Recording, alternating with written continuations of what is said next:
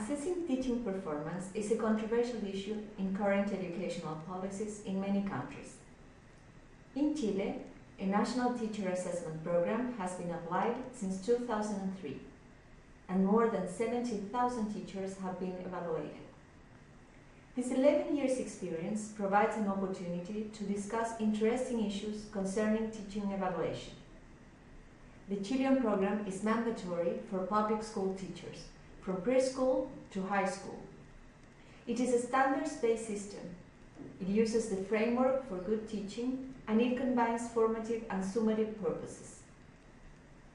For example, in the formative function, there is professional development support for teachers with low performance. In line with its accountability purposes, on the other hand, teachers who repeatedly get low results must resign their positions. It is also a multi-method system, which includes 4 instruments: a portfolio with written work samples and a videotaped lesson, a structured peer interview, supervisors' assessments, and a self-evaluation. In this paper, we analyze the development and evolution of these instruments, their strengths and weaknesses. One special feature about the Chilean program is the development of a comprehensive validation and research agenda.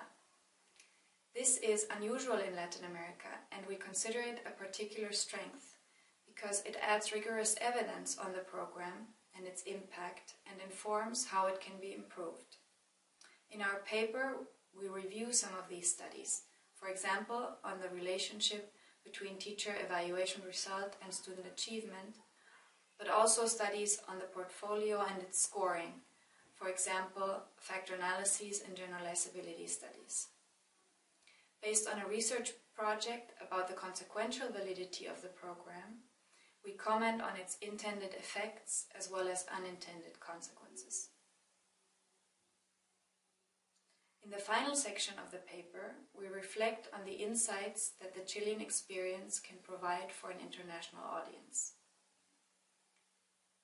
For example, we discuss the feasibility of a system attempting both high stakes and formative purposes. The Chilean program shows that this combination, often unavoidable, is complex and poses challenges. Challenges in terms of score inflation on some instruments, but also challenges in terms of linking evaluation with effective professional development actions. Another issue is how the 4 instruments are combined to establish a teacher's final result. In Chile, this combination is defined by law and is the result of political negotiations.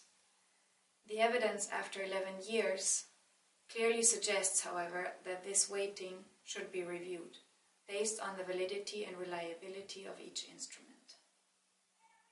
On the other hand, a national program like the Chilean one, that involves hundreds of teachers as peer evaluators and portfolio raters, can in itself create substantial assessment capacity in the system.